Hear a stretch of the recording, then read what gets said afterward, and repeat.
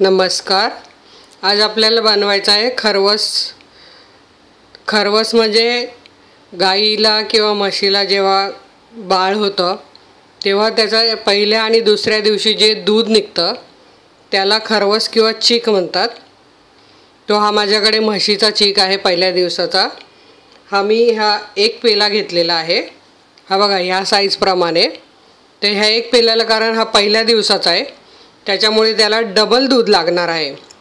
म्हणजे मी हा एक ग्लास घेतला आहे तर त्याच्याकरता मी हे 2 ग्लास दूध घेतले आहे, 1 ग्लास साखर घेतलेली आहे आणि अर्धा टीस्पून जायफळ घेतलेला आहे. वेलची घालत नाही मी, कारण वेलची काय होतं खाली राहते आणि ते काळं काळं सगळं दिसतं आणि ते खालीच राहतं. जायफळ कसं सगळं मिक्स होतं म्हणून मी हे जायफळ किसून घेतलेले अर्धा टीस्पून. आता आपल्याला हे सगळं मिक्स करायचं आहे.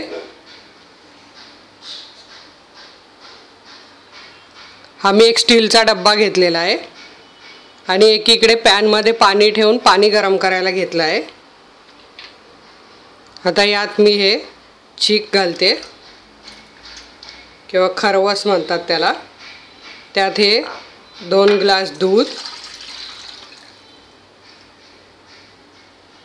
आणि ही 1 ग्लास साखर असं प्रमाण घ्यायचं पहिल्या दिवशीचं असेल तर. नाहीतर मग त्या वड्या अशा कडक आणि अशा करकर लागतात खाताना, मऊ लागत नाही. आणि हे सगळं असं साखर विरघळेपर्यंत छान हलवून घ्यायचं आहे.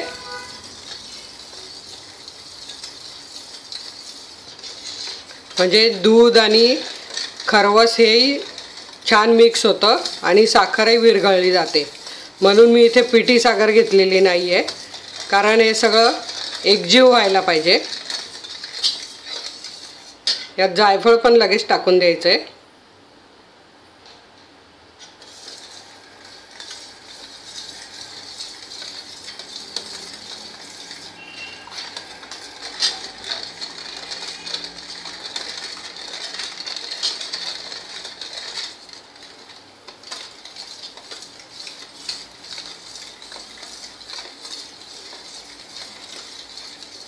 सपाट भांडं घेतल्यामुळे काय होतं वड्या छान चौकोनी पडतात याच्या.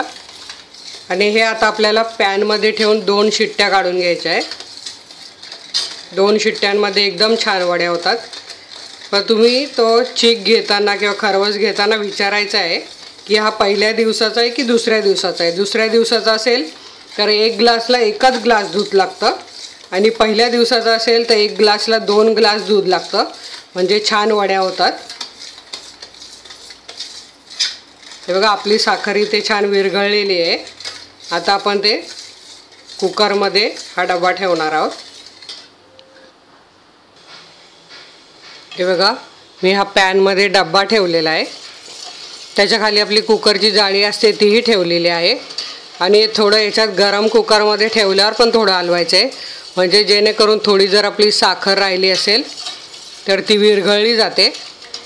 नाही तर मग खाली गोड आणि वरती फिकं लागतं ते. हे बघा एकदम छान आपलं मिक्स झालेलं आहे. याच्यावर झाकण ठेवायचं नाही आपल्याला. हे बघा आता साखरेचा आवाज येत नाही आहे आणि हे मध्यम आचेवर छान 2 शिट्ट्या काढून घ्यायच्या आहेत.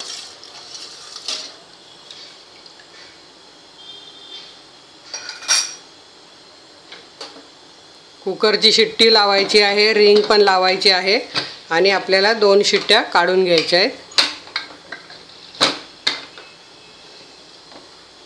आपल्याला साधारण 7 ते 8 मिनटं वाट बघायची शिट्ट्या होईपर्यंत. हे बघा एक शिट्टी आपली इथे झालेली आहे.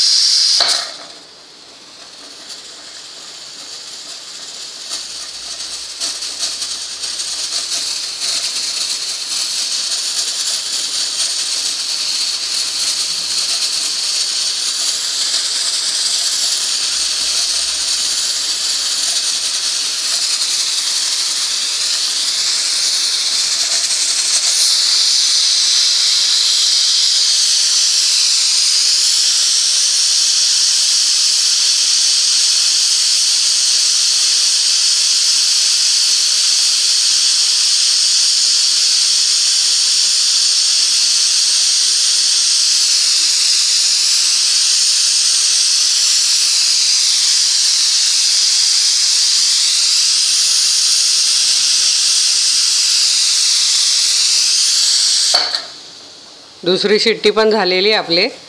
गॅस बंद करायचा आहे आपल्याला. हा बघा, गॅस बंद केला आहे मी. आणि कुकर थंड होईपर्यंत आपल्याला 7 ते 8 मिनटं वाट बघायची. कुकर थंड होऊ द्यायचा आहे, लगेच उघडायचा नाही आहे तो, कारण त्यातली वाफ असते ती राहिली पाहिजे.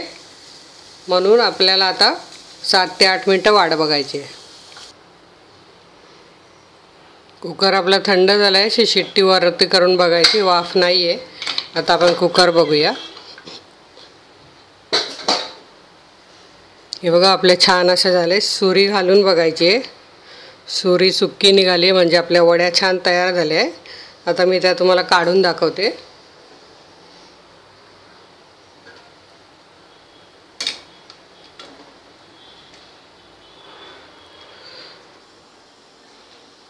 हे बघा, छान तयार झाला आहे. ह्या अशा चौकोनी वड्या आपल्याला पाहिजे त्या आकाराच्या कापून घ्यायच्या आहेत. तुम्ही याच्यात साखर कमी जास्त करू शकता. जर तुम्हाला जर जास्त गोड हवा असेल तर थोडी आणखी वाढवू शकता, आणि कमी गोड पाहिजे असेल तर कमी साखर टाकू शकतात. पण हा एकदम छान झाला आहे, एकदम बरोबर याच्यात साखर झालेली आहे. ह्या वड्या मी तुम्हाला डिशमध्ये काढून दाखवते. हे बघा, एकदम छान आपल्या ह्या खरवसच्या वड्या झालेल्या आहेत. ह्या फ्रीजमध्ये थंड करून खायच्या एकदम छान लागतात. त्याच्यावर पाहिजे तर गार्निशिंग करता सजावटीसाठी थोडेसे पिस्त्याचे काप टाकले तरी चालतील, नाही टाकले तरी चालतील. अशा तुम्ही ह्या वड्या करून बघा. तुम्हाला हा माझा व्हिडिओ कसा वाटला ते मला नक्की कळवा. माझ्या कमेंट बॉक्सला तुमच्या प्रतिक्रिया असतील त्या कळवा. आता तुमच्या मोबाईल स्क्रीनवर माझा लोगो आला असेल, त्याच्यावर क्लिक करा म्हणजे तुम्हाला आणखी छान छान रेसिपी अशाच पुढे बघायला मिळतील. धन्यवाद.